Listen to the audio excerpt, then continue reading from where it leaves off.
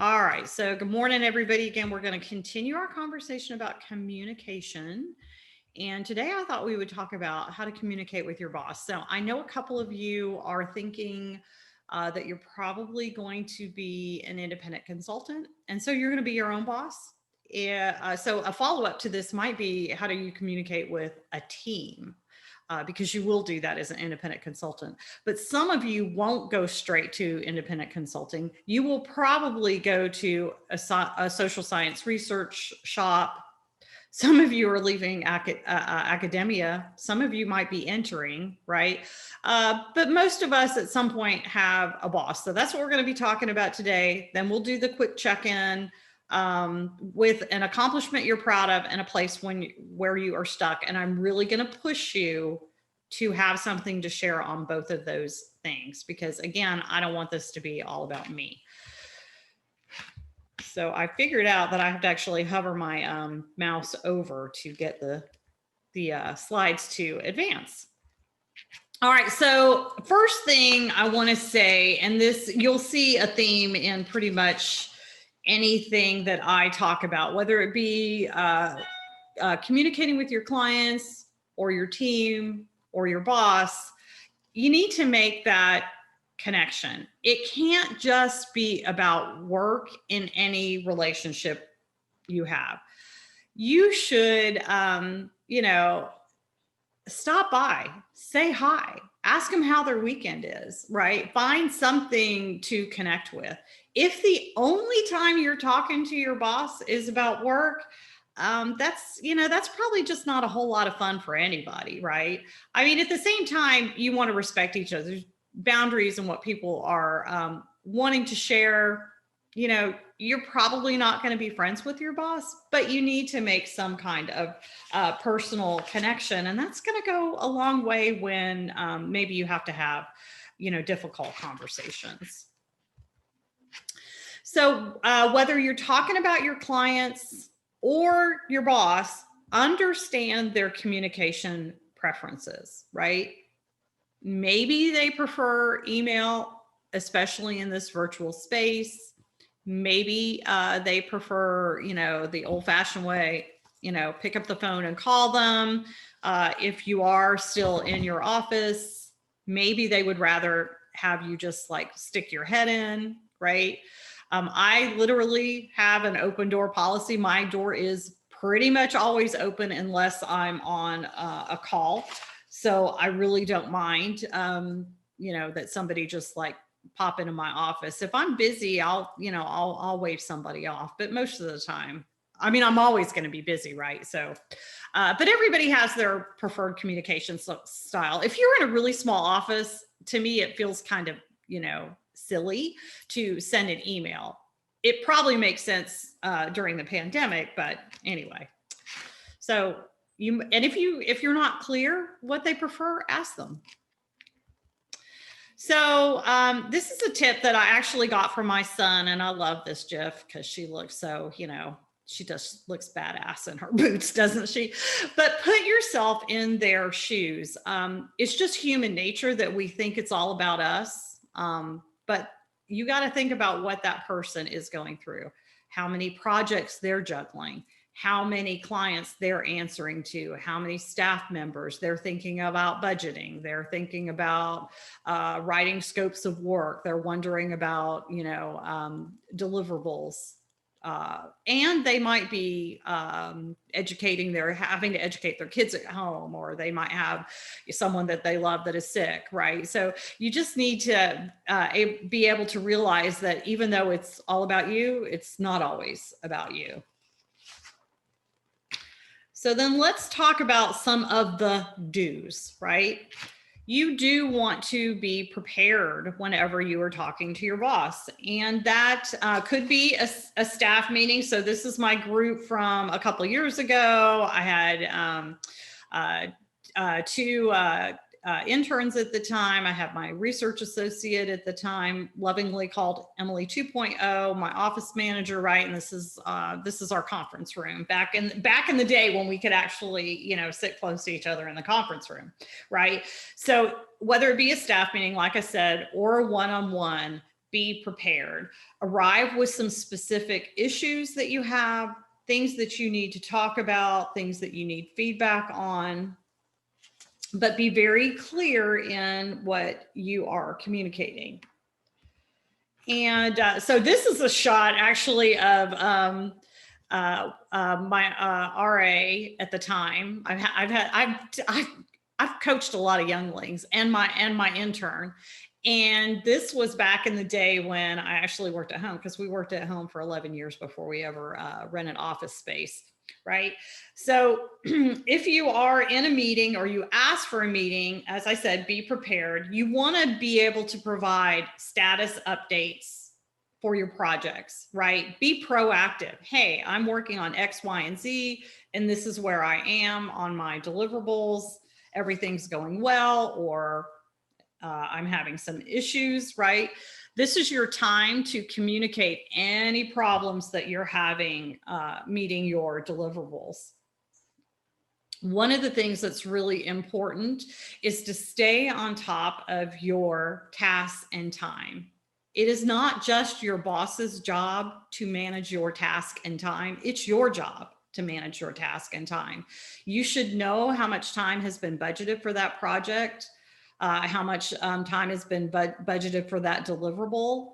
And that's what you should be trying to manage for. I'm a small business, so if I don't always hit our target, I'm not really that upset about it. I am upset about it if we go like way, way, way over budget, right? So if you're tasked to write a report and you have been budgeted, say, 40 hours, don't wait until you are 50 hours into the project to let your boss know that that's a problem. You should be communicating way ahead of that. So then if you've got a problem, you need to be honest about it, right? You need to be clear about what the problem is and just come in there and be very straightforward and say, hey, I need to be really honest about something. You know, this is the situation. And then ask for what you need.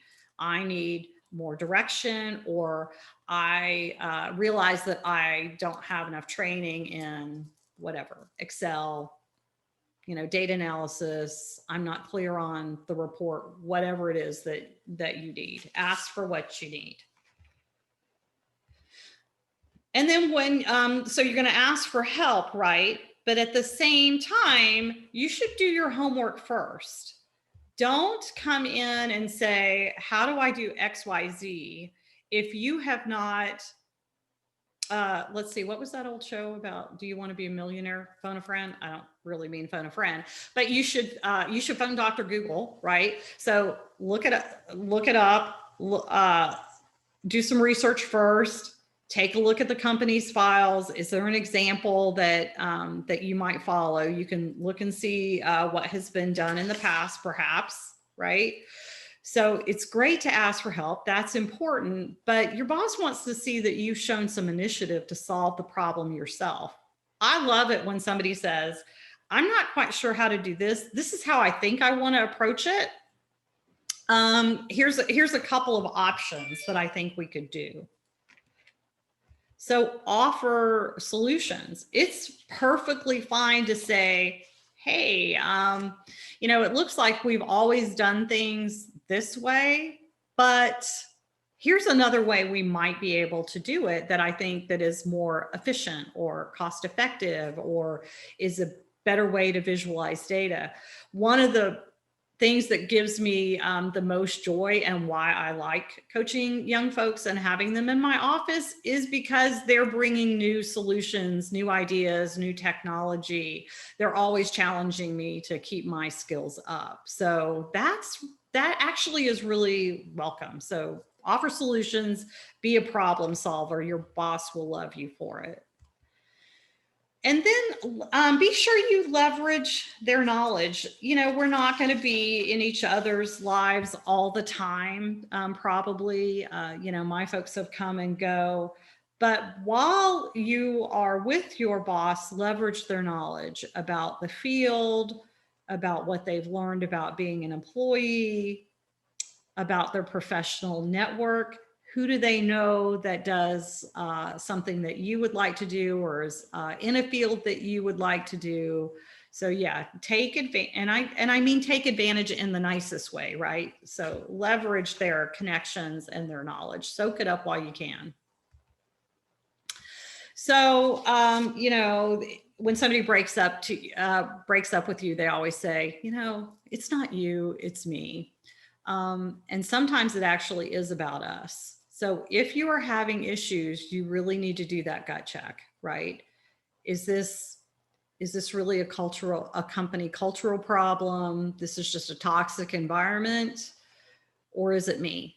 Am I really not performing to the level that I really need to be performing? And as I said, be solutions focused, right? So if it is you, what do you need to do differently, and what support do you need to from your boss to make that happen, to make that change happen? And sometimes you just have to ask yourself the hard question: is this really the job for me, right? And sometimes when we're first starting out, we're in a situation and it's really not the best fit. When I worked at a large social science research firm, I was in a small little office, windowless, by the way.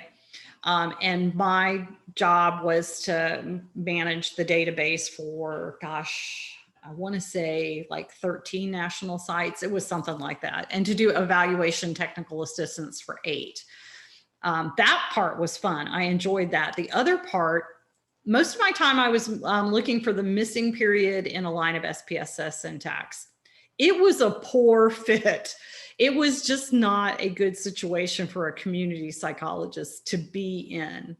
And no matter how good I ever got at writing syntax, which was okay, but not stellar, that environment was never going to be a good fit for me. So sometimes you have to go, is this really the garden that I need to be, planting myself in? So let's talk a little bit more about the don't. So if you're having problems, do not ignore the red flags. You can tell when you're in trouble. You really can. And putting your head in the sand and ignoring the problem is not going to help. Do not hide things. Do not ignore criticism. And don't try to solve the problem on your own. If you're struggling or you need help setting priorities, you need to say so, right? If you've received criticism, whether it be formally or informally, you need to address that right away. So this is a tough one, and I think it's a tough one for women. I cry at McDonald's commercials. I totally admit that, but I am better now that I'm older. You can't be overly emotional, and you need to make sure that even if you are emotional about something, that you give yourself the space to get kind of control of yourself, right? It's fine to have emotions, but you don't want to either get so frustrated that you lash out at somebody, or you're so emotional that you can't express your feelings in a way that can be heard, right? And I want you to hear me really clearly. I'm not saying that you can't be emotional or get emotional, but you need to be heard. You don't want to be so over the top or so sensitive that you cry at everything or get upset about every little thing. So a couple other don'ts, the blame game, right? So, not to ruin anybody's morning, but there used to be a show called The Apprentice, right? And I didn't watch that, but every once in a while I would. And it seemed like whatever the project was, a group of people had to work on the project. And at the end, somebody was going to get fired. So it was like, okay, who's the weakest link here and who can we point to? That is never a good way for teams to function, right? Is to find the person that you blame it on, or blame it on the last guy, right? Well, you know, it's the person that came before me, right? That's not to say that, you know, mistakes don't happen, things don't need to get changed. But try to address things in a positive way. Hey, it looks like we did things this way. I wonder if we could think about doing things in an alternative way, or something different, right? Versus saying, well, you know, so-and-so just, you know, screwed this up. So the next thing is gossip. It's not really a problem in my small shop. I don't think so, because there's not a whole lot of, there's 3 of us, right? There's not there's not a whole lot gossiping that can go on. I put this on there because one of my probably greatest mistakes that I ever made in a company, and I'll just like lay it out for you. So someone was being brought in to manage our team in the so we had a team of data analysts, and there was our boss, and they were bringing somebody in to relieve our boss of some of her duties. And rather than be open about it and putting up a job rec, they hired somebody from outside, or they were interviewing somebody from outside, and we were all supposed to be part of the interview process. Now, at the time, I had 3 kids at home. I think I was still adjunct teaching. I had no interest in this job, but people would come to me and complain about the situation, and I thought I was being, you know, the supportive peer. But my boss had no problem pointing out to me that no, I was just participating in the gossip. So that was really kind of hurtful, but I think she was kind of right. So that's something that's always stuck with me. And I think part of being a professional is coming to terms with, you know, the things that we did wrong and try to do better. So that's why I threw that out. So don't be a gossip girl or boy. So let's talk a little bit about reviews. I don't enjoy getting them. Maybe that's why I'm my own boss now, but and I don't really enjoy giving them, which is why I try to really focus on professional development, whether that be an intern or a practicum student or a full-time employee. You should have at least a yearly review. And if you are ever in the situation that you don't, you should ask for one. You should set very clear goals, professional development goals, and review those whenever you have a one-on-one with your boss. I try to do one-on-ones with all of my folks, no matter what their role is. And the one thing I want to keep in mind is I'm always bringing professional development goals up to my folks, but it's really not their job to manage your professional goals. That's your job. You should be coming in there and having in mind the next position that you want to have and being very proactive about that. And like I said, if you're not having those one-on-ones or that yearly review, you should be asking for that. So just for the heck of it, I kind of like, I wonder what resources I could provide. And then I decided, yeah, I'm not going to provide you any resources because there's so many. And I haven't even read any of these. So this is just like, I'm just going to Google books on how to talk to your boss. So just know there are lots and lots of resources out there. So yeah, so that's what I have to say today. So now it's your turn. So we can talk about this. We can talk about the good, the bad, and the ugly that you've had. Maybe some of this is kind of touching a button, and maybe that's why some of you are running to consulting or not. And I know some of you have been in management positions. So I'll be interested to hear from you guys. And I'm going to stop the recording now, and we will have a discussion.